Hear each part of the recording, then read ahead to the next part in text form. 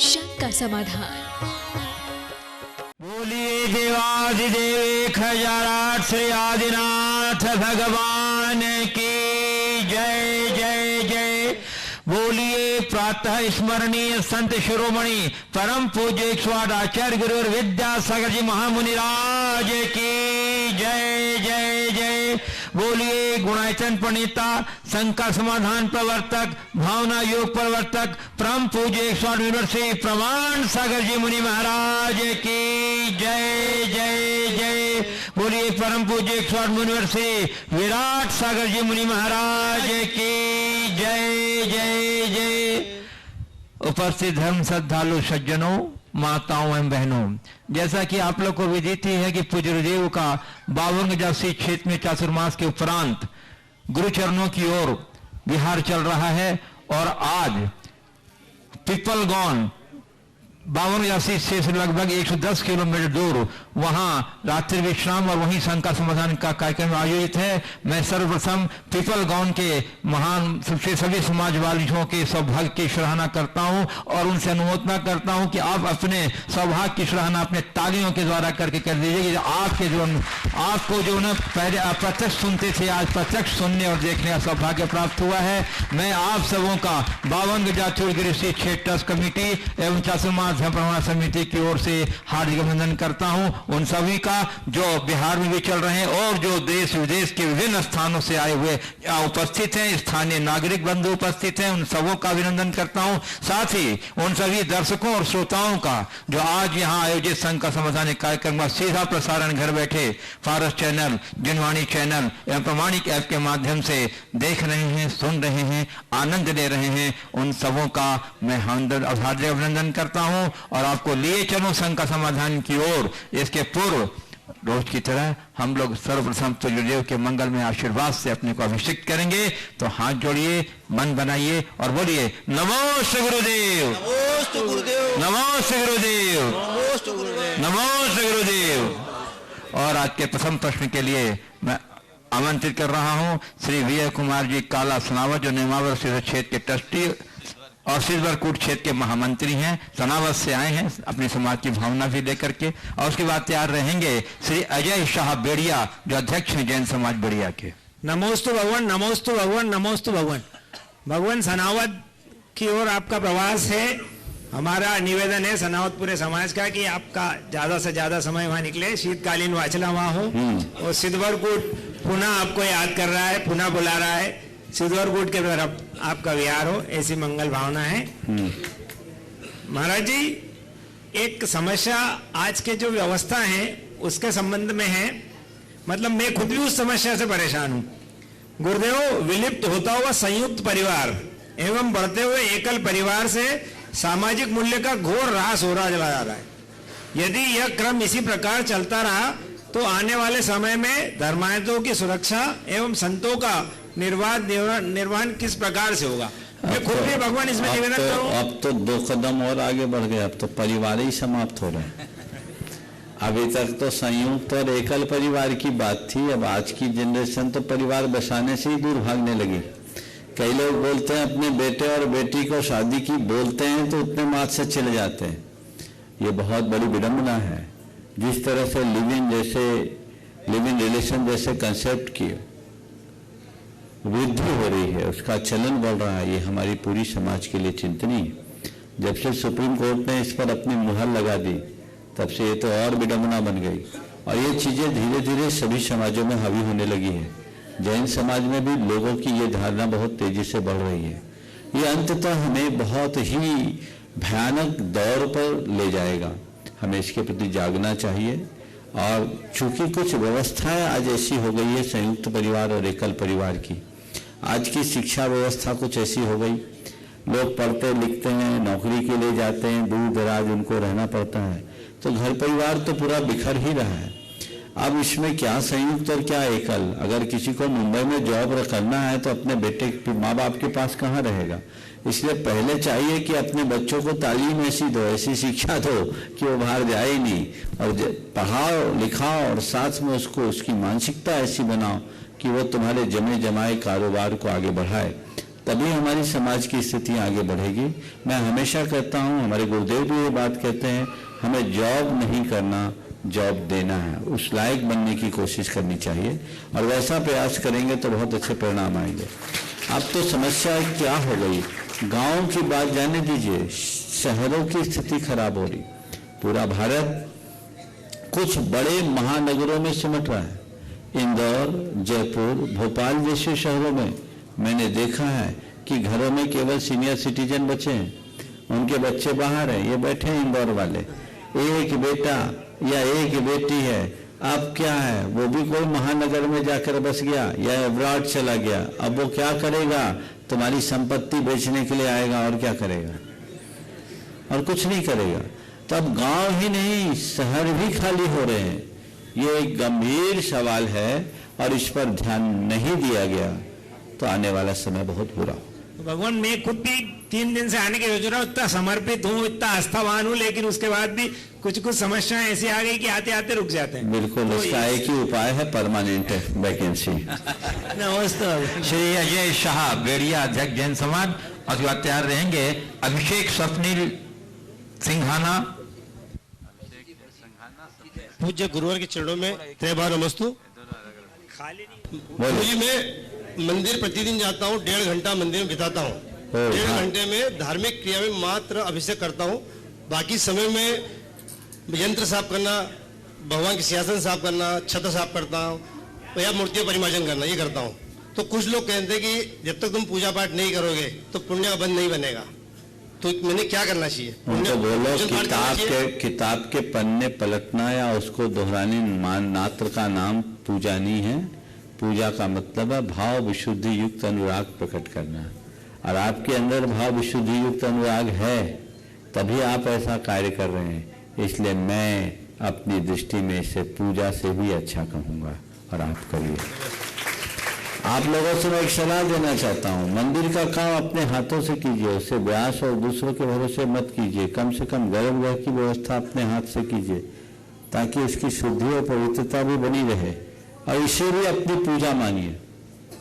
समझ गए? अपने समय और श्रद्धा के अनुसार त्रिलोकीनाथ के दरबार की सेवा करने से बड़ा क्या होगा। सरसेठ भागचंद जी सोनी के पिताजी या दादाजी टीकम चंद जी सोनी, जिन्होंने सोनी जी की नसिया बनाई इंदौर में, उनके बारे में मैंने सुना। वो घर से बग्घी से नसिया जाते थे और अपने हाथ से फाटक खोलते थे मंदिर का, और पूरे मंदिर की सफाई खुद करते थे। किसी ने उनसे कहा कि ये सफाई का कर्म आप खुद क्यों करते हैं, तो उन्होंने कहा, त्रिलोकीनाथ की दरबार की सेवा से बड़ा इस संसार का और कार्य क्या है, आप मुझे इससे वंचित क्यों रखते हैं। तो वो तो आप तो केवल यंत्र आदि को ही साफ करते हैं, वो तो पूरे मंदिर की सफाई करते थे। मेरी दृष्टि से ये भी एक पूजा है और ऐसा करना चाहिए। चलिए, अभिषेक स्वप्निल जैन, गंगवाल सिंघाना, दोनों अलग अलग प्रश्न पूछ लेंगे। इस बात तैयार रहेंगे श्री पवन जी, मंजू जी दोषी, बांकानेर गुणायतन ट्रस्टी एवं वाराणसी क्षेत्र के अध्यक्ष।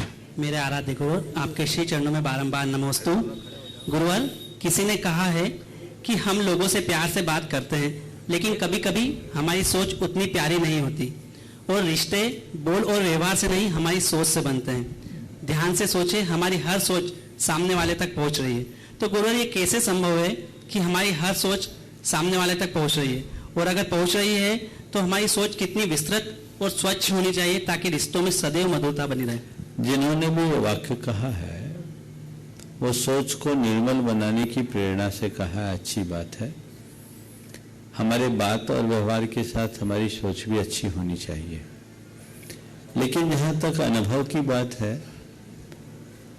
आप मेरे विषय में क्या सोच रहे हैं और मैं आपके विषय में क्या सोच रहा हूँ, ये देखने में नहीं आता। ये मेरे और आपके बीच का भाव है। भाव नहीं दिखता, बर्ताव दिखता है, और रिश्ते बनते बर्ताव से हैं, टिकते भाव से हैं।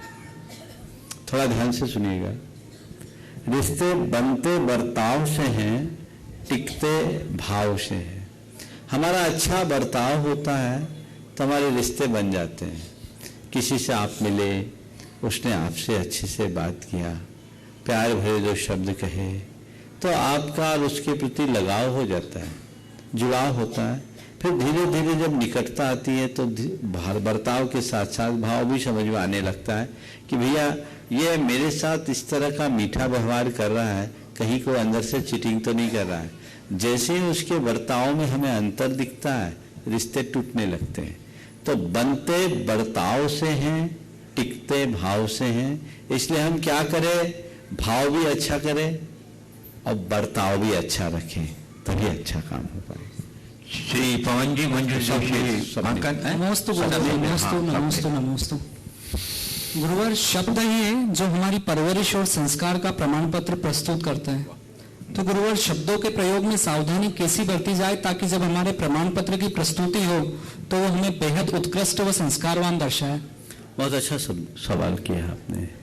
शब्दों की प्रस्तुति कैसे हो, ताकि जब भी हमें प्रमाण पत्र प्रस्तुत किया जाए तो बेहद संस्कारवान दर्शाए। संस्कारवान दर्शाए। देखिए हमारे यहाँ एक बहुत पुरानी कहावत है, तोल कर बोलो, बोलने से पहले तोलो। हमने बचपन में कहावत सुनी है,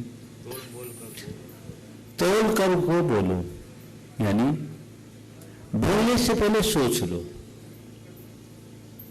अगर मनुष्य बोलने से पहले उसके परिणाम पर विचार कर लेता है तो उसके मुख से निकलने वाले शब्द हमेशा उसकी प्रगति के आधार बनते हैं। और यदि व्यक्ति बिना सोचे समझे कुछ भी बोलता है तो वह उसके जीवन के लिए बहुत बड़ा सिरदर्द बन जाता है। इसलिए वाक शक्ति हमें मिली है, हम इसका प्रयोग करें, लेकिन इसके महत्व को जानते हुए इसका सही प्रयोग करने की कोशिश करें। हमें बोलने की शक्ति है, हमारे पास ताकत है, सामर्थ्य है। इसका मतलब ये नहीं कि हम चाहे जो, चाहे जब, चाहे जैसा बोले। हमें वही बोलना है जो बोलने योग्य है। हित, मित और प्रिय शब्दों का प्रयोग करें। हम लोगों ने बचपन में एक दोहा सुना है, ऐसी बानी बोलिए मन का आपा खो, औरन को शीतल करे आप हो शीतल हो।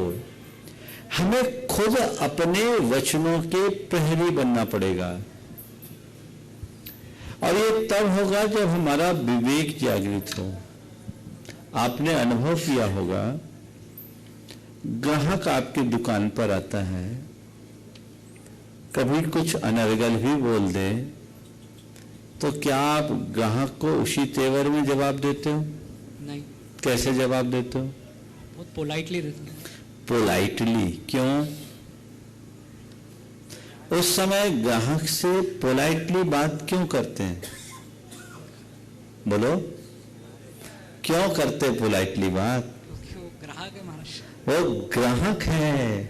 अरे ग्राहक को नाराज करेंगे तो खाएंगे क्या? ग्राहक तो मेरा देवता है, उसे मुझे ठीक तरीके से डील करना, ये विवेक है ना हमारे अंदर। कोई व्यक्ति नौकरी पेशा वाला, उसका उच्च अधिकारी अगर उससे कुछ बोल देता है तो क्या वो बदले में वैसा जवाब देता है या उसके सामने कोई बेरुखी से पेश होता है? नहीं भैया, ये मेरा बॉस है, उच्च अधिकारी है, इससे पंगा लेना ठीक नहीं। कहने का तात्पर्य यह है कि जहां मनुष्य का विवेक जागृत होता है वहां उसकी वाणी अपने आप संयत हो जाती है। और विवेक वहीं जागृत होता है जहां हमें अपने हितों का ख्याल रहता है। बस मैं आपसे यही कहूंगा, लौकिक हितों का ख्याल रखते हुए आप फिर भी अपने वचनों में कंट्रोल कर लेते हो। आत्महित का ख्याल रखो, हर पल तुम्हारे वचनों में कंट्रोल हो जाएगा, फिर ज्यादा कुछ कहने की जरूरत नहीं होगी। श्री पवन जी, ये हर स्थान पर रहना चाहिए और यही आपके व्यवहार को अच्छा बनाएगा, चित्त को निर्मल बनाएगा, जीवन को पवित्र बनाएगा। श्री पवन जी मंजूर जोशी बांकानेर 52 क्षेत्र के अध्यक्ष अनुगुणायतन ट्रस्टी। और उसके बाद तैयार रहेंगे श्री नगीन धनोते जैन कसरावत। महाराज श्री के चरणों में सतत नमन। महाराज जी, परमार्थ क्षेत्र में और व्यवहार क्षेत्र में सफलता पाने के सूत्र एक जैसे हैं या अलग अलग, कृपया मार्गदर्शन दीजिए। परमार्थ का क्षेत्र हो या व्यवहार का क्षेत्र, सफलता पाने का सूत्र एक जैसा है या अलग अलग? कल मैंने एक बात कही थी, सफलता का अर्थ मुझसे पूछा गया था, तो मैंने कहा था निर्धारित लक्ष्य की उपलब्धि ही सफलता है, और लक्ष्य की उपलब्धि का नाम सफलता है। जिसका व्यवहारिक लक्ष्य है वो व्यवहारिक क्षेत्र की उपलब्धि को सफल मानता है, और जिसका पारमार्थिक लक्ष्य है वो पारमार्थिक उपलब्धि को अपनी सफलता मानता है। लेकिन मेरे देखे किसी भी क्षेत्र में सफल होने के लिए हमें आत्मविश्वासी होना होगा, लगनशील होना होगा, दृढ़ परिश्रमी होना होगा, अपने लक्ष्य के प्रति समर्पित होना होगा, अपना 100% उसमें देना होगा, तभी हम सफल होंगे। तो चाहे पारमार्थिक क्षेत्र हो चाहे व्यवहारिक क्षेत्र, जब तक आप अपने आप को खपाओगे नहीं तब तक पाओगे नहीं। संसार का महाराज जी, संसार के पारमार्थिक क्षेत्र का अंत क्या है, संसार के व्यवहारिक क्षेत्र का अंत क्या है? क्या दोनों एक से मिल जाते हैं या बहुत जुदा जुदा है? आपने एक सवाल को एकदम अलग डायरेक्शन में लाके खड़ा किया। सांसारिक क्षेत्र का अंत क्या है और पारमार्थिक क्षेत्र का अंत क्या है? दो शब्दों में बोलूंगा, सांसारिक क्षेत्र का अंत भागम भाग है और पारमार्थिक क्षेत्र का अंत विश्राम है। नमस्ते महाराज। श्री नवीन धनोती कसरावत, और उसके बाद तैयार रहेंगी श्रीमती पद्मा जैन कसरावत। नमोस्तु गुरुदेव, नमोस्तु। गुरु, क्या गुरु के बिना ज्ञान प्राप्त किया जा सकता है या नहीं, और नहीं तो क्यों और कैसे? गुरु के बिना ज्ञान प्राप्त किया जा सकता ही नहीं भाई, आप नहीं तो क्यों, नहीं और क्यों और कैसे? तो भैया ये तो जन्मों से ही हमने संस्कार में पाया, बिना गुरु का ज्ञान नहीं होता। गुरु ही हमें ज्ञान देने वाले हैं। खासकर पारमार्थिक क्षेत्र में जब भी हम किसी को गुरु के रूप में नहीं स्वीकारते तब तक हमारे ज्ञान का कोष नहीं खुलता। अंधेरे जिस रास्ते पर हम आज तक चले नहीं, उस रास्ते के विषय में कोई बताने वाला नहीं हो तो हम आगे चलेंगे कैसे? इसलिए गुरु की महिमा है, और यही कारण है हमारी संस्कृति में कहा जाता है गुरु की महिमा वर्णी न जाए, गुरु नाम जपो मन वचन का। नमोस्तु गुरु। श्रीमती पद्मा जैन कसरावत के बाद तैयार रहेंगे पल्लवी अंकित जैन पीपल गौन। नमोस्तु नमोस्तु नमोस्तु गुरुदेव। जीवन में कर्मों का क्या महत्व है और किन आधार पर कर्मों को प्राथमिकता देनी चाहिए ताकि मेरा जीवन सफल बन जाए? कर्मों का क्या महत्व है और किन आधार पर कर्मों को प्राथमिकता देना चाहिए? मेरा ख्याल, मेरे हिसाब से शायद कर्मों से तात्पर्य आपका कर्तव्यों से है ना, अपने दैनिक कर्तव्यों को कर्म मान रहे हैं। तो आपने पूछा जीवन में कर्मों का क्या स्थान है। देखिए, बिना कर्म यानी कर्तव्य का पालन किए या पुरुषार्थ किए आप अपने जीवन में प्रगति नहीं कर सकेंगे। एक आम आदमी के लिए अपने लौकिक और लोकोत्तर दोनों कर्तव्यों का पालन करना चाहिए। लौकिक कर्तव्यों से उसका निर्वाह होता है और लोकोत्तर कर्तव्यों के पालन से उसका निर्माण होता है। तो अपने जीवन में कर्म का पालन तो करना ही चाहिए। जो कर्मों के प्रति उदासीन होता है वो अकर्मण्य बन जाता है, वो अपने जीवन में कुछ नहीं कर सकता। लेकिन कर्म नहीं, केवल कर्म मत करो, कर्म योगी बनो। कर्म करने वाले में और कर्म योगी बनने में बड़ा अंतर है। कर्म करने वाला कर्म करता है लेकिन उसके परिणाम के प्रति हमेशा आकुल व्याकुल होता है। कर्म करने वाला जितना कर्म करता है उससे ज्यादा परिणाम चाहता है। कदाचित अनुकूल परिणाम आ गया तो उसका अभिमान करता है और अनुकूल परिणाम न आने से हताश हो जाता है। अनुकूल परिणाम आने पर अभिमान और न आने पर हताशा, ये दोनों हमारी बहुत बड़ी दुर्बलता है जो हमें जीवन भर उलझा करके रखती है। लेकिन कर्म योगी बनने का मतलब है कर्म करना है पर फल की कोई वांछा नहीं करना। कर्मण्येव अधिकारस्ते मां फलेषु कदाचन की उक्ति को चरितार्थ करो। मेरा काम है कर्म जो मैं कर रहा हूं कर्तव्य की बुद्धि से, और ये भी मैं जान रहा हूं कि कर्म कर मैं जरूर रहा हूं पर मैं उसका करता नहीं, मैं तो केवल निमित्त हूं। करता नहीं हूं, करता बुद्धि अहंकार उत्पन्न करती है, और कर्तव्य का भाव होता है तो अनासक्ति जन्मती है। तो मैं करता नहीं हूं, ये मेरा कर्तव्य है, जिसे मैं एक कर्तव्य के रूप में, अपने दायित्व के रूप में, अपने जवाबदारी के रूप में कर रहा हूं, और जो फल आए वो मुझे स्वीकार है। अच्छा आए तो, बुरा आए तो, जो मैं करता हूं वो मेरा पुरुषार्थ है, और जो मुझे मिलता है वो मेरा भाग्य है।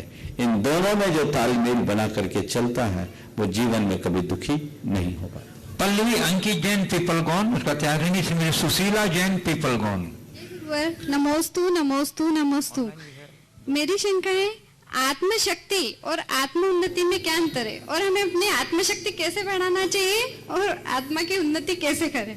आत्मशक्ति और आत्म उन्नति में क्या अंतर है? इंजन और गाड़ी की गति, इन दोनों में क्या अंतर है? इंजन में गाड़ी को चलाने की पावर है, लेकिन गाड़ी चलती कब है? जब इंजन को हम सक्रिय करते हैं, है ना? तो आत्मा की शक्ति से ही हमारी आत्मा की उन्नति होती है। हम आत्मशक्ति का जब सही प्रयोग करते हैं तो हमारी आत्मोन्नति होती है। लेकिन केवल शक्ति मात्र पाने से उन्नति नहीं होगी। उन्नति तब होती है जब हम अपनी शक्ति को सही दिशा में लगाते हैं, रमाते हैं। तो शक्ति का प्रयोग करो, और उसके लिए दो ही रास्ता है। पहले आत्मा की शक्ति को हम जाने, पहचाने, और फिर दूसरे चरण में हम उसका प्रयोग करें। तब हम सच्चे अर्थों में अपनी आत्मशक्ति का, आत्मोन्नति का सौभाग्य पा सकेंगे। श्रीमती सुशीला जैन पीपलगौन, और उसके बाद तैयार रहेंगे अंकित जैन कसरावत। नमोस्तु गुरुदेव। मेरा प्रश्न यह है कि जीवन के अंतिम पड़ाव पर पहुंचकर व्यक्ति ना तो भविष्य के, अपने भविष्यतव्य के बारे में विचार करता है, ना वर्तमान में शांति से जीता है, बल्कि गुजरे हुए पड़ावों को याद कर करके दुखी होता है। ऐसा क्यों? यही तो मोह माया का विस्तार है। कब्र में पांव लटक जाने के बाद भी व्यक्ति अपने भविष्य को संवारने की जगह अतीत में ही उलझा रहता है, और जो अतीत में उलझ कर रह जाता है उसका भविष्य हमेशा खराब रहता है। हमें ये सोचना चाहिए जो बीत गया सो बीत गया, अब आगे की राह हम ठीक करें, अपना भवितव्य सुधारे, अपना भविष्य सुधारे, जिससे हम अपने भावी जीवन को निर्मल बनाकर अपने जीवन की उन्नति कर सके। ये प्रयास और पुरुषार्थ हमारा होना चाहिए। ये तभी होगा जब हमारे अंदर आत्मज्ञान प्रकट होगा। अंकित जैन कसरावत, उसके बाद तैयार रहेंगे संजय सिंघई 52 गजा। महाराज जी, मेरी शंका ये है कि मैं जीवन को एक नए रूप में देखना चाहता हूँ, तो मैं आध्यात्म करूँ या धर्म की ओर बढ़ूँ, और किस तरीके से अपने परिवार में कुछ ऐसा करूँ जिसमें मुझे संतुष्टि मिले। जीवन को एक नए रूप में देखना चाहता हूँ, मैं अध्यात्म करूँ, धर्म करूँ, या किस तरह से अपने परिवार में आगे बढ़ूँ जिससे कि मैं जीवन को मैं संतुष्टि पा सकूँ। बहुत अच्छी बात है, तुम्हारे अंदर ये मोड़ आया, ये शुभ संकेत है। धर्म करो पर आध्यात्मिक प्रेरणा के साथ। मनुष्य के जीवन में जब तक आध्यात्मिकता प्रकट नहीं होती तब तक धर्म का असली मजा नहीं आता। और अध्यात्म को प्रकट करने का मतलब ही है आत्मा और अनात्मा के स्वरूप को पहचानना। मैं कौन हूँ, मेरा क्या है, मैं क्या कर रहा हूँ और मुझे क्या करना चाहिए, ये सवाल हमारे जेहन में उतरना चाहिए और इसका उत्तर भी हमें खोज लेना चाहिए। जब तक हमारे हृदय में आध्यात्मिक सोच जागृत नहीं होती तब तक हम अपने जीवन में वास्तविक बदलाव नहीं ला सकते। अब रहा सवाल इस आध्यात्मिक रास्ते को अपनाने के बाद हम आगे क्या करें जिससे परिवार के दायित्व को भी निभा सके और संतुष्टि भी रख सके। मैं तो ये कहता हूँ 2 पंक्तियों को अपने जीवन में चरितार्थ कर लो।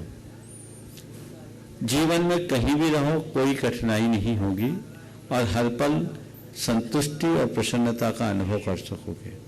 वो 2 पंक्तियां हैं मेरी भावना की। होकर सुख में मग्न न फूलूं, दुख में कभी न घबराऊं, इष्ट वियोग अनिष्ट योग में सहनशीलता दिखलाऊं। बस ये 2 लाइनों का भाव आत्मसात कर लो, जीवन चमत्कृत हो जाए। संजय सिंघई 52 गजा है उपस्थित।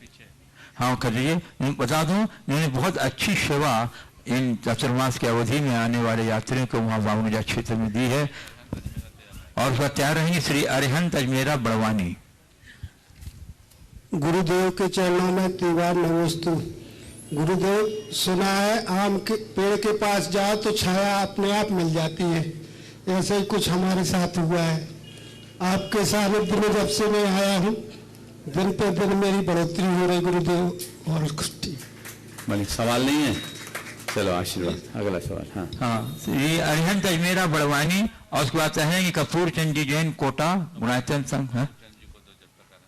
चलिए तब तक कपूर चंद जी जैन कोटा गुणायतन संयोजक हवसी संभाग निवास प्रांत। बता दूं कि बहुत अच्छी सेवा अपनी दे रहे हैं पूरे बिहार के क्रम में। एक बार जोरदार करते थे हमारे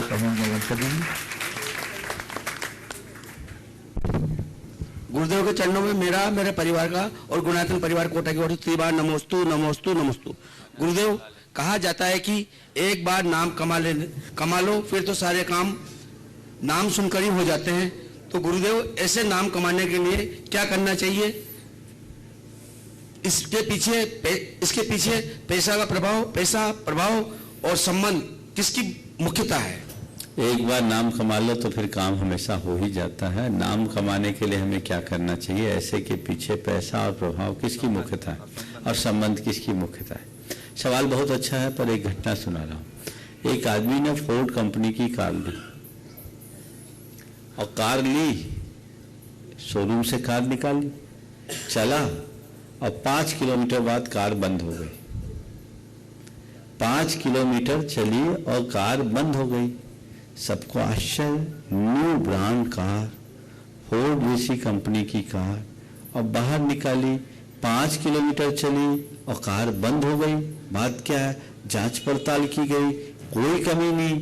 क्यों बंद हुई कुछ समझ में नहीं आया। अचानक फ्यूल चेक किया, पता लगा फ्यूल भरा ही नहीं था। फ्यूल भरा नहीं और बंद हो गई। तो एक सवाल और खड़ा हुआ, अरे फ्यूल नहीं डाला तो 5 किलोमीटर कैसे चल गई? फ्यूल नहीं डाला तो 5 किलोमीटर कैसे चल गई? तो उसने कहा इतना तो नाम से ही चल जाते। मैं आपसे कहता हूं, नाम होने पर काम होता है बिना किए, जब मनुष्य वैसी पहचान बनाता है। झूठे नाम से काम नहीं होता। फोर्ड कंपनी का अपना एक ब्रांड, तो उस तरीके से उस स्तर तक पहुंचने के लिए वर्षों का प्रयत्न है। जो मनुष्य अपने आचरण की गहराई से जीवन की ऊंचाई को छूते हैं, वे हर व्यक्ति के हृदय के सम्राट बन जाते हैं। और जो व्यक्ति केवल अपने प्रभाव के बल पर पद प्रतिष्ठा पाकर अपना नाम पाते हैं, उनका नाम अस्थायी रहता है। तो हम केवल नाम को न देखें, नाम के साथ काम को देखें। एक ऐसा नाम बने जो हर व्यक्ति के जीवन पर चढ़ जाए। आज राम का नाम हर व्यक्ति के हृदय में बसा हुआ है। क्यों? श्री राम के काम के कारण। भगवान महावीर का नाम हर किसी के हृदय में है। क्यों? उनके काम के कारण। तो हम काम करें, नाम अपने आप होगा। और जो व्यक्ति काम को भूलकर केवल नाम के चक्कर में चलेंगे, तो पैसे के चक्कर में, प्रभाव के चक्कर में, संबंधों के चक्कर में फिरेंगे, जीवन में कोई स्थायित्व तो नहीं आएगा। हमारे भाव, विचार, व्यवहार में इतनी पवित्रता हो और जीवन में इतनी कर्मठता हो कि हम कुछ भी करें, हर व्यक्ति पर हमारी एक स्थायी छाप पड़े, जीवन अपने आप बदले। Shri DK Jain, national insurance, Goyal Nagar, Indore. नमोस्तु महाराज जी, नमोस्तु। डीके जैन, गोयल नगर, इंदौर, जैन समाज की ओर से आपको बहुत बहुत नमोस्तु। महाराज जी, मेरा प्रश्न है, किसी की नज़रों में अच्छा बनने से अच्छा है अपनी नज़रों में अच्छा बन जाओ। दूसरा है, अपने को कुछ समझने लगना सबसे बड़ी नासमझी है। ये दोनों उक्ति हम अपने आचरण में कैसे लावें? बहुत अच्छा सवाल है। किसी की नज़रों में अच्छा बनने से अच्छा है खुद के नज़रों में अच्छा बन जाओ। और दूसरा बोला, अपने को कुछ समझने लगना सबसे बड़ी नासमझी है। अपने को कुछ समझने लगा सबसे बड़ी नासमझी। ये दोनों उक्तियां अपनी जगह बिल्कुल यथार्थ है और आपने कहा कि इसे आचरण में कैसे लाएं। बार बार इन पंक्तियों को दोहराएं, इनके मर्म को समझने की चेष्टा करें। हम औरों की नज़र में अच्छा बनने की कोशिश हमेशा करते हैं, खुद के नज़रों में अच्छा बनने का प्रयास हमारा कम होता है। हमें उसके लिए प्रयास करना चाहिए और अध्यात्म हमें यही सिखाता है। देखिए, दो चीजें आज लोगों के सामने दिखती हैं, एक अच्छा दिखूं और एक अच्छा बनूं। अच्छा दिखना बहुत बड़ी उपलब्धि नहीं है। कोई थोड़े से प्रयास से अच्छे दिख जाते हैं, थोड़ी देर ड्रेसिंग टेबल में बिठा दिया या ब्यूटी पार्लर में जाकर के थोड़ा फेशियल करा लिया, आपका लुक सुधर जाएगा, अच्छा दिखोगे। लेकिन अच्छा बनने के लिए जीवन खपाना पड़ता है, और वाकई में जो अच्छा बनता है वो अच्छा दिखे या न दिखे, जहां भी जाता है उसकी अच्छी छाप जरूर पड़ती है। और जो अच्छा दिखता है और अच्छा बनता नहीं, अच्छा होता नहीं, उसका बहुत अच्छा परिणाम या अच्छा प्रभाव नहीं पड़ता। पर आजकल के लोगों की दशा कैसी है बताऊं? फोटो खूबसूरत है, एक्सरे खराब है। फोटो तो आलीशान आ रही है, एकदम एक क्लास, पर सबके एक्सरे बिगड़ी हुई है। क्या होगा डॉक्टर साहब?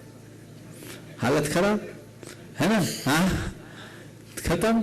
तो ये सुधारो। और अध्यात्म हमें यही कहता है कि भैया अपना अंतर्निरीक्षण करो, तुम अपने आप को अच्छा बनाओ।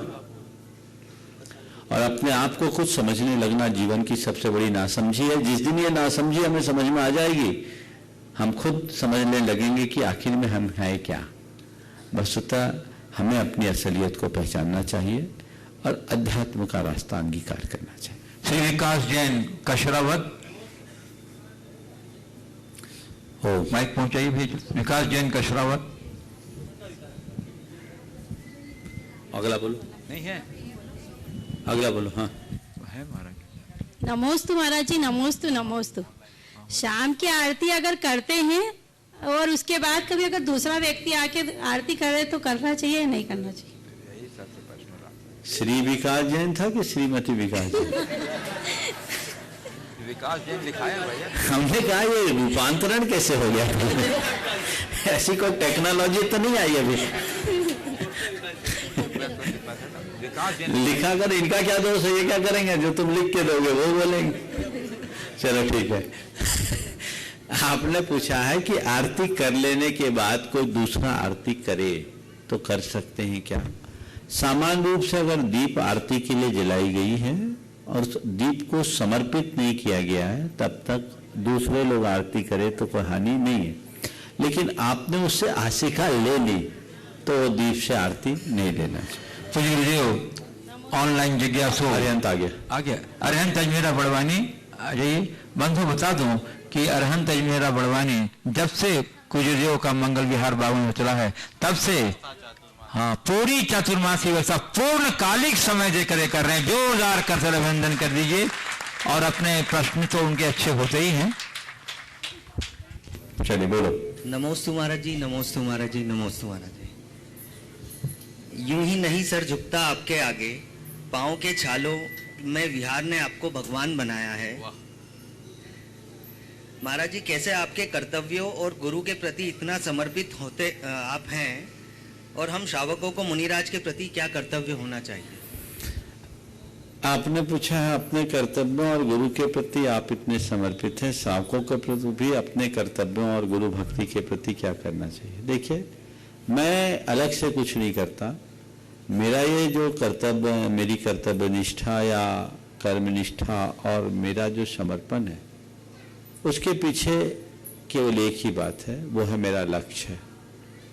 जब मनुष्य लक्ष्य के प्रति समर्पित होता है तो उसके जीवन में वो सब बातें अपने आप जुड़ जाती है जिसकी उसकी आवश्यकता है। मैंने ये मार्ग पकड़ा है और गुरु चरणों को चुना है, उनके प्रति अपने आप को समर्पित किया है एक बहुत बड़े लक्ष्य की प्राप्ति के लिए। वो है मेरी आत्मा के कल्याण का, वो है मेरे मोक्ष मार्ग की पुष्टि का, मुझे हर पल उसका आभास और एहसास है, तो मैं अपनी हर क्रिया में उसे सर्वोच्च प्राथमिकता देता हूँ, तो मेरे अंदर अपने आप प्रेरणा जगती है। इसी तरह अगर एक कोई आम गृहस्थ है, धर्मी है, वो अगर अपने आत्मकल्याण का लक्ष्य लेकर के चले तो उसे फिर कुछ कहने की जरूरत नहीं पड़ेगी। उसके हृदय में गुरु भक्ति भी अपने आप प्रकट होगी, उसका कर्तव्य भी उसके साथ जुड़ेगा और उसकी धर्मनिष्ठा उत्तरोत्तर गहराएगी। हाँ, अगर कोई उथले उद्देश्य से जुड़कर गुरुजनों का समागम करे, जैसा कि आजकल दिखता है, कई लोग गुरुओं के ग्लैमर से प्रभावित होकर गुरु चरणों में आते हैं, पर मैं आप सबसे कहता हूं, गुरुओं के ग्लैमर से प्रभावित होकर के गुरु चरणों में आओगे तो तुम कुछ नहीं पाओगे, पर गुरु के गुणों से आकर्षित होकर के गुरु के गुणों से आकर्षित होकर गुरु चरणों में आओगे तो तुम्हारा खुद का ग्लैमर बन जाएगा, जीवन चमत्कृत हो जाएगा। हमारे हृदय में गुणानुराग होना चाहिए और वह गुणानुराग जीवन के रूपांतरण का आधार बनता है, बहुत व्यापक बदलाव घटित हो जाता है। श्रीमती सपना विजय जैन पीपल कौन? जल्दी। महाराज श्री नमोस्तु नमोस्तु नमोस्तु। हमने शिखर जी की वंदना पार्श्वनाथ टोक से स्टार्ट की थी, तो वो सही है कि नहीं? अगर सही नहीं है तो उसका प्रायश्चित क्या है? ये बताओ, हम मिश्री को ऊपर से खाएं चाहे नीचे से खाएं, स्वाद कैसा आएगा? तो वंदना तो एक क्रम बना दिया गया है कि हम कुंथुनाथ भगवान की टोक से शुरू करके गौतम टोक से शुरू करें, पार्श्वनाथ पर आए। ऐसा कोई जरूरी नहीं है, इसमें कोई प्रायश्चित नहीं। हमने तो ज्यादातर वंदना पार्श्वनाथ टोक से की। आप लोग बताओ, मैं सम्मेल शिखर जी में ज्यादातर वंदना जब भी करता था तो शाम को चढ़ जाता था, रात भर पारसनाथ टोक में ध्यान किया और सुबह ध्यान करने के उपरांत रात भर बिना विश्राम के ध्यान करके सुबह पूरी वंदना करके ही उतरता था। तो इसमें कोई दोष नहीं है, अपनी सुविधा है, आप कर सकते हैं, जैसे आप शुद्धि पूर्वक कर सके करें। प्रियोदेव, आपके अनुमति से कुछ ऑनलाइन जिज्ञासुओं के जिज्ञासा आपके सामने प्रस्तुत करना चाहता हूं। निखिल गंगवाल गुलाबपुरा भील राजस्थान से पूछ रहे हैं, गुरुदेव, जिस प्रकार एकलव्य ने गुरु द्रोणाचार्य जी को अपना गुरु माना था, परंतु गुरु द्वारा शिष्य न स्वीकार करने पर उनकी मूर्ति से ही विद्या में पारंगत हो गया था, तो क्या वर्तमान में भी ऐसा हो सकता है जब गुरु हमें अपना नहीं माने? तो वर्तमान में ऐसा हो सकता है, कोई संशय नहीं, पर मुझे लगता है कि एकलव्य भले मिल जाए, द्रोणाचार्य नहीं मिलेगा। क्यों? अब के द्रोणाचार्य किसी का अंगूठा नहीं लेंगे, एकलव्य देने को तैयार हो जाए। बंधुओं, ये श्रद्धा और भक्ति का प्रतीक है। आज भी ऐसे अनेक लोग हैं, हमारे संपर्क में भी हैं, जिन्होंने कभी गुरु दर्शन नहीं किया, पर उनके जीवन में बहुत बड़ा गुणात्मक परिवर्तन आ गया। दरअसल गुरु एक प्रेरणा है, वो प्रेरणा प्रत्यक्ष भी हो सकती है, परोक्ष भी हो सकती है। यदि हमारे हृदय में श्रद्धा भक्ति है तो हम परोक्ष रह करके भी गुरु से बहुत बड़ी प्रेरणा पा सकते हैं और अपने जीवन को रूपांतरित कर सकते हैं। इसलिए ठीक सीधे गुरु का सानिध्य न पा पाए तो कोई बात नहीं, अपने हृदय में गुरु को प्रतिष्ठित कर लें और उनसे प्रेरणा पाकर अपने जीवन में बदलाव घटित किया जा सकता है। गुरुदेव, कुमारी आशा जैन महाराष्ट्र से पूछ रही हैं, लोकेशन नहीं दिया है। गुरुदेव, मेरी किसी दुर्बलता को छोड़ने की मैं कोशिश करती हूँ, तो जितना कोशिश करती हूँ दुर्बलता पहले से कई गुना ज्यादा मुझ पर हावी होने लगती है, और सालों से कोशिश करने के बाद भी हम अभी तक उसके बस में बने हुए हैं। ऐसा क्यों? कृपया गुरुदेव समाधान कीजिए। देखिए, किसी भी दुर्बलता की आप यदि शिकार हैं तो उसे ऐसे छोड़ने की कोशिश मत कीजिए, आप उसको थोड़ा दूसरे तरीके से लीजिए और भावना योग का प्रयोग कीजिए। जैसे मैं आपको बताऊं, एक बहन जी थी जो पोर्न देखने की एडिक्ट हो गई थी, पोर्न देखती थी और उसके कारण वो बहुत दुखी भी रहती थी। मैंने उसे एक सूत्र दिया, मुझे वही करना है जो अर्थपूर्ण है, मुझे वही करना है जो अर्थपूर्ण है, मुझे वही करना है जो अर्थपूर्ण है। मुझे क्या नहीं करना ये आप दिमाग में मत लाइए, मुझे क्या करना है वो आप दिमाग में लाइए और इसकी कमांड अपने माइंड को दीजिए। दिन भर में जो भी आपकी दुर्बलता है उसके विरुद्ध आप ऐसे वाक्यों को लीजिए और मुझे वही करना है जो मुझे करना है, जो मेरा प्रयोजनीय है, जिससे आप बचना चाहते हैं उनसे मुक्त होने की कोशिश कीजिए। उसे दोहराइए, अपने मोबाइल के रिंगटोन में उसे डाल दीजिए, वॉलपेपर में लगा लीजिए, अपने डेस्क में उससे संबद्ध वाक्य को रख लीजिए, अपने रूम के दरवाजे पर आप उसको रख लीजिए, अपने टेबल पर रख लीजिए, अपनी गाड़ी पर रख लीजिए। दिन भर में जब भी आपका ध्यान जाए तो आप उन सब चीज़ों से बच सकते हैं और वह आपकी दुर्बलता की मुक्ति का आधार बन सकता है। इससे आप काफ़ी अच्छे से लाभान्वित हो सकते हैं। गुरुदेव, श्रीमती निर्मला पांडे साइकोलॉजिस्ट उदयपुर से पूछ रहे हैं, गुरुदेव मैं आपके शंका समाधान के कार्यक्रम के नियमित श्रोता हूं। मेरी जिज्ञासा है कि यदि मैं किसी कार्य को करने में असमर्थ होने पर उसे नकार देती हूं तो क्या यह निगेटिव थिंकिंग में आएगा या पॉजिटिव थिंकिंग में? गुरुदेव, एक जगह मुझे रियल थिंकिंग के बारे में पढ़ने आया था, तो क्या अपनी असमर्थता को स्वीकार कर लेना रियल थिंकिंग में नहीं आएगा? ऐसी स्थिति में रियल थिंकिंग या नेगेटिव थिंकिंग तथा पॉजिटिव थिंकिंग में कैसे सामंजस्य बिठा सकते? बहुत अच्छा सवाल है। एक अच्छे साइकोलॉजिस्ट ने एक बहुत अच्छी बात पर ध्यान दिया। प्रायः पॉजिटिव थिंकिंग का आजकल बहुत प्रचार है और पॉजिटिव थिंकिंग का मतलब लोगों ने ये बना रखा है कि कोई भी हो पॉजिटिव करो, तो इससे लोग नुकसान में आ जाते हैं। पॉजिटिव थिंकिंग का मतलब केवल इतना है कि जो भी बात है उसे सकारात्मक रूप में लें, लेकिन अगर आप अपनी असमर्थता और अक्षमता को प्रकट करके अक्षमता को देखते हुए अपनी असमर्थता प्रकट करते हो तो ये नेगेटिविटी नहीं है, ये रियल थिंकिंग है और ऐसा होना चाहिए। आप जो काम नहीं कर सकते वो भी केवल ऐसे कि मुझे पॉजिटिव सोचना और असंभव को संभव बोल दें तो ये तो जग हंसाई का कारण बनेगा। कभी आपसे कहे कि एरोप्लेन उड़ा लो तो पॉजिटिव सोचना है, पॉजिटिव सोचना, हाँ मैं उड़ा सकता हूं, तो हाँ उड़ाओ। बोले एरोप्लेन उड़ा दूंगा, कौन सा उड़ाऊंगा? कागज का। पर असल का एरोप्लेन जब उड़ाने की बात आएगी तो मुझे कहना पड़ेगा कि भैया ये एरोप्लेन तो उड़ाने में मैं समर्थ नहीं हूं। तो इस सब चीजों को ध्यान में रखना चाहिए। पॉजिटिव, नेगेटिव और रियल तीनों को ध्यान में रख कर चलना चाहिए और रियलिटी को अस्वीकार करने वाला मनुष्य जीवन में कभी ऊंचाई का स्पर्श नहीं कर सकता। चलिए मैं अगले प्रश्न के लिए आमंत्रित कर रहा हूं श्री अजय जी, अतुल कुमार जी जैन, पीपल गॉन, और उसके बाद तैयार रही डॉक्टर जय जैन, इंदौर। हेलो, नमोस्तु गुरुवार, नमोस्तु नमोस्तु। गुरुवार, मुझे कुछ समय पूर्व स्लिप डिस्क की प्रॉब्लम हुई थी, 2 महीने बेड पे रहा। उसके बाद मैंने भावना योग नियमित करने लगा, उससे मुझे काफी फायदा हुआ। आज आपके साथ बिहार में चला।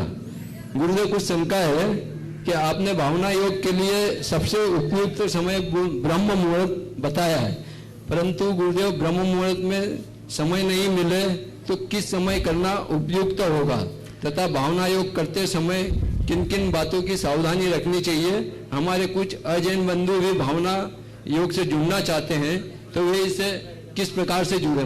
देखिए, बहुत अच्छी बात है, आपने भावना योग का प्रयोग किया और उससे लाभान्वित हुए, और साथ ही आपने कहा है कि बहुत सारे अजैन बंधु भी इससे लाभान्वित होना चाहते हैं। सबसे पहले तो मैं बता दूं, भावना योग जैनियों के लिए नहीं है, जन जन के लिए, हर व्यक्ति के लिए जो अपने जीवन में अपने तन, मन और चेतन को ठीक करना चाहते हैं, वे सब भावना योग का लाभ ले सकते हैं। जहाँ तक भावना योग के समय का सवाल है, प्रातःकाल करना सबसे उपयुक्त है, लेकिन यदि कदाचित उस समय करने में असुविधा है तो जब समय मिले उस समय करें, पर एक निर्धारित समय पर करें। जो भी समय है अपने दिन भर की दिनचर्या के अनुसार उसको सेट कर लें और उसी समय सब काम छोड़ करके करें तो बहुत अच्छा होगा। गुरुदेव, भावना योग में सावधानी रखने का जो सवाल है, तो जब भी भावना योग करें स्थिर चित्त होकर के करें, मौन पूर्वक एकाग्रता के साथ करें और जो बातें आपको बताई जा रही है उसे दोहराएं। और साथ ही भावना योग को केवल भावना योग की तरह न करें, अपितु ये सोच करके करे कि मेरे गुरु मुझे भावना योग करा रहे हैं, वो मुझे मार्गदर्शन दे रहे हैं, वो फीलिंग आपके अंदर आएगी तब उसका असर है। नमस्ते डॉक्टर जय जैन इंदौर, और उसके बाद तैयार रहेंगे श्री अनूप जैन पीपलगॉन कसरावत। नमस्ते गुरुदेव। मेरा क्वेश्चन ये है गुरुदेव कि जैन धर्म में प्रधानता और प्राथमिकता हम किसको देंगे, और अपितु जैन धर्म और दूसरे धर्म में क्या अंतर? फिर से बोलिए आप। जैन धर्म में प्रधानता और प्राथमिकता किसको? प्रधानता और प्राथमिकता किसको दें? देखिए, जैन धर्म में सबसे ज्यादा प्रधानता अगर जैनाचार्य की दृष्टि से कहें तो अहिंसा को है। अहिंसा जैनाचार्य का प्राण है और इसे ही अपने आचार्य में प्राथमिकता देने की बात की गई।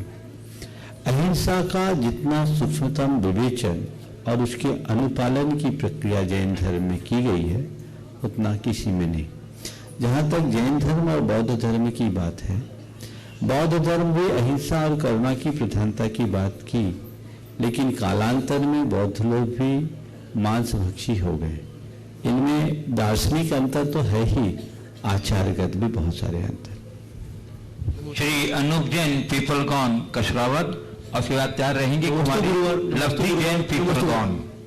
गुरुवर, आपके पैरों में छाले पड़ गए हैं, कहीं जगह कट भी गए हैं, फिर भी आप निरंतर विहार कर रहे हैं, वह किस प्रकार? क्या यह स्वयं के प्रति निर्दयता नहीं है? स्वयं के प्रति निर्ममत्व समझ में आता है, परंतु ये निर्दयता क्यों?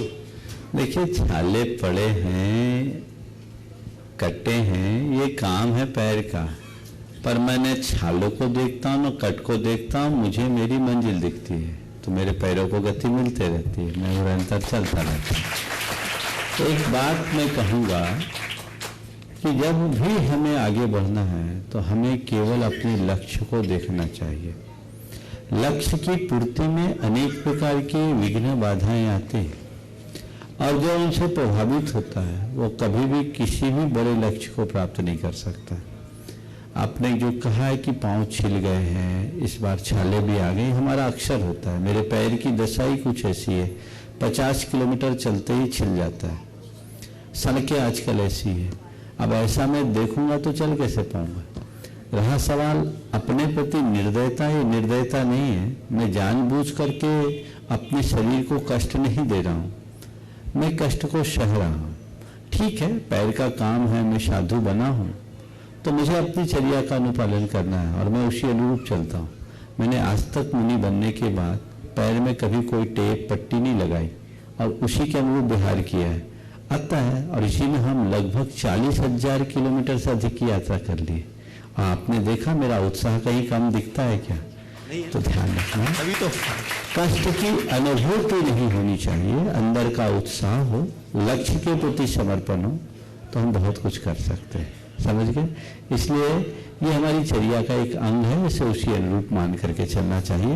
और हम लोग हमेशा कहते हैं हम पैरों से नहीं चलते, अपने इरादों से चलते हैं। कुमारी लब्धि जैन पीपलगॉन, और उसके बाद तैयार रहेंगे श्री सुनील डीपीएस सिल्वरकोट। नमोस्तु महाराज जी, नमोस्तु महाराज जी, नमोस्तु महाराज जी। हम छोटे बच्चे धर्म को जानने के लिए क्या करें? बच्चों का धर्म और बड़ों का धर्म एक सा है या अलग अलग है? धर्म को जानने के लिए क्या करें? बच्चों का धर्म और बड़ों का धर्म एक सा है या अलग अलग? देखो, तुमने जो सवाल किया है, तुम्हारे विषय में तो यही कहूँगा कि धर्म को जानना चाहते हो तो थोड़ा सा धर्म विषय ज्ञान पाओ। समझ गए? जो हमारे धार्मिक संस्कार है, धर्म की जो प्राथमिक बातें हैं, आधारभूत बातें, उनको जानो, गुरुओं के संपर्क में रहो, जिससे हम धर्म की मूलभूत बातों को जान सके और जीवन को आगे बढ़ा सके। रहा सवाल बच्चों का धर्म और बड़ों का धर्म अलग अलग होता है, हाँ, मैं बच्चों के धर्म को और बड़ों के धर्म को अलग रूप में देखता हूँ। मेरी दृष्टि में अधर्म न करना ही बच्चों का धर्म है। समझ गए? कोई गलत काम नहीं करोगे, यही तुम्हारा धर्म है। फिर अपनी शक्ति और स्थिति के अनुरूप जितना अच्छा कार्य कर सको करो। तुम जैसे बच्चों के लिए मैं कहूँगा मंदिर जाओ, पाठशाला पढ़ो, जिससे धर्म विषय ज्ञान प्राप्त हो। श्री सुनील जैन डीपीएस सनावत, जो अपनी जिज्ञासा भी रखेंगे और आगे के कार्यक्रम के बारे में भी संक्षिप्त जानकारी देंगे। अपने महानतम गुरुदेव के चरणों की ओर निरंतर चलायमान गतिमान इन चरणों में त्रैबार नमोस्तु करते हुए एक सूचना आप सब तक प्रेषित कर रहा हूं। अभी का यह शंका समाधान आज का पीपलगोन ग्राम में चल रहा है। आज का रात्रि विश्राम यहीं पर होगा और कल प्रातःकालीन कल की आहारचर्या यहाँ से 10 किलोमीटर दूर कानापुर ग्राम में होगी और कल का रात्रि विश्राम बालाजी एकेडमी डुडगांव बेड़िया के पास वहां पर होगा और परसों की आहारचर्या सनावद और बेड़िया के मध्य में आस्था पब्लिक स्कूल में होगी और सनावद 23 तारीख शनिवार को दोपहर में 5 बजे सनावद में मंगल प्रवेश होगा। आगे की सूचनाएं अब सनावद में दी जाएगी। अगला प्रोग्राम नमोस्तु गुरुदेव। जिज्ञासा तो अभी कुछ भी नहीं है, जिज्ञासा बात नहीं। चलिए मैं आके अगले जिज्ञासा में आह्वान कर रहा हूँ श्री अशोक जी जैन बड़वा, और उसके बाद तैयार रहेंगे श्री आशीष जैन बड़वा। गुरुवर के चरणों में बड़वा समाज की ओर से कोटि कोटि नमस्तु। गुरुवर, जीवन की परिणति 3 महत्वपूर्ण, एक शुभ, एक पाप और एक रागहरणी। रागहरणी तो हमसे नहीं होती, शुभ और अशुभ। शुभ मंदिर जाते हैं उस समय होती है, अशुभ परिणति को हम पुण्य में कैसे परिवर्तित करें? अशुभ परिणति को पुण्य में कैसे परिवर्तित करें, आपने सवाल किया है। देखिए, अशुभ परिणति को शुभ में परिणत करने का सीधा तरीका है अशुभ आलम्बन को छोड़कर शुभ आलम्बन का आश्रय लें। परिणति तभी बदलेगी। ऐसा नहीं कि हम परिणति को बदल दें, परिणति आलम्बन से जुड़ी हुई है। जब भी हमारे अंदर अशुभ परिणति आए, हम शुभ आलम्बन लें, हमारी अशुभ परिणति शुभ में परिवर्तित हो जाए। श्री आशीष जैन बड़वा और उसके बाद तैयार रहेंगे श्री विनोद जी अर्चना जी जैन सिंगापुर, गुणायतन के शिरोमणि संरक्षक। गुरुदेव के चरणों में त्रिकोटि नमोस्तु नमोस्तु नमोस्तु। गुरुदेव, हालत जैसी भी हो डटे रहो, क्योंकि सही समय आने पर खट्टी केरी भी मीठे आम में बदल जाती है। ऐसा क्यों? सही समय आने पर खट्टी कैरी भी मीठे आम में बदल जाती है, ये प्रकृति का नियम है। इसलिए हमारे मन में हमेशा धैर्य बना रहना चाहिए और डटे रहने की कला सीखनी चाहिए। ये बात सही है, जो आम खट्टा होता है वही मीठा होता है। मनुष्य के अंदर इतना पेशेंस हो, इतना धैर्य हो, तो उसके जीवन में भी कोई दुविधाएं शेष न हो। तो अपने मन में इतना धैर्य रखना चाहिए। जो डटा रहता है वो पा जाता है, जो हट जाता है वो टूट जाता है। तो पाने की प्रक्रिया अगर हम चाहते हैं तो हमेशा डटे रहें। श्री विनोद जी अर्चना जी जैन सिंगापुर, गुणायतन शिरोमणि संरक्षक। और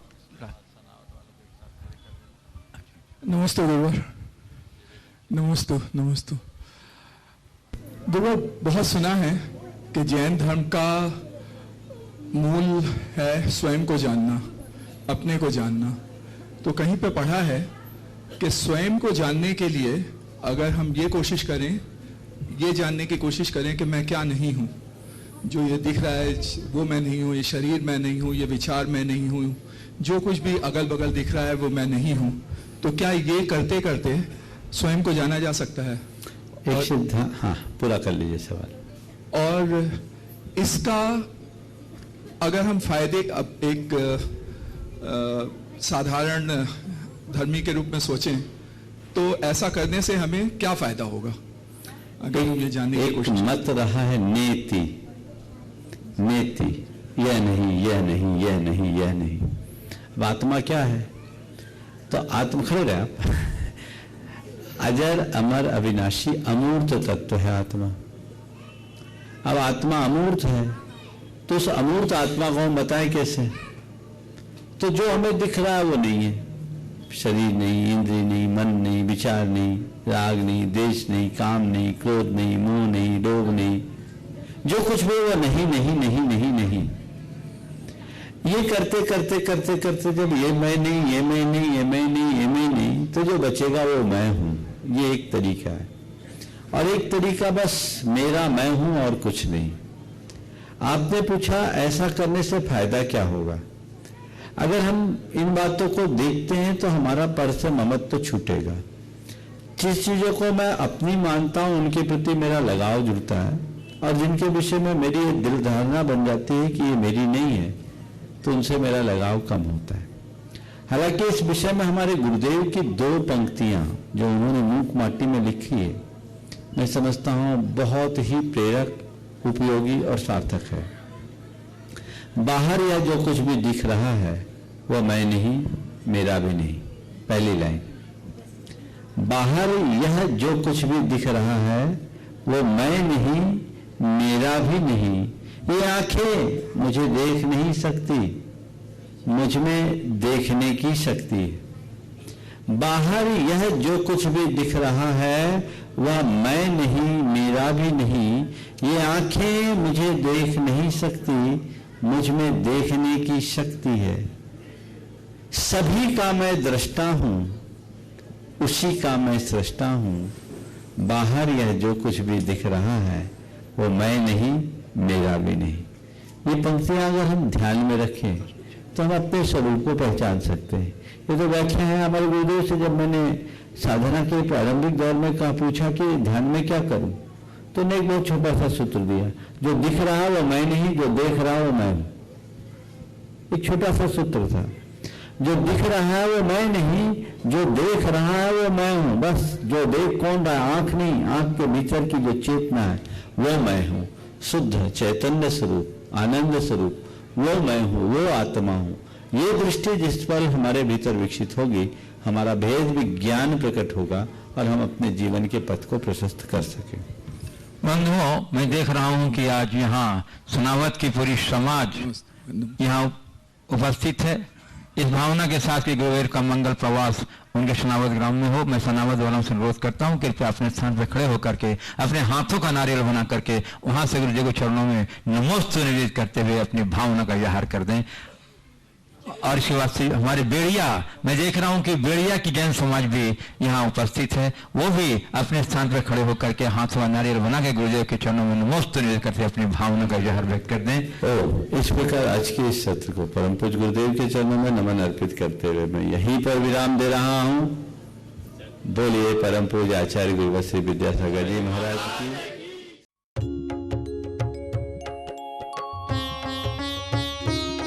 शक का समाधान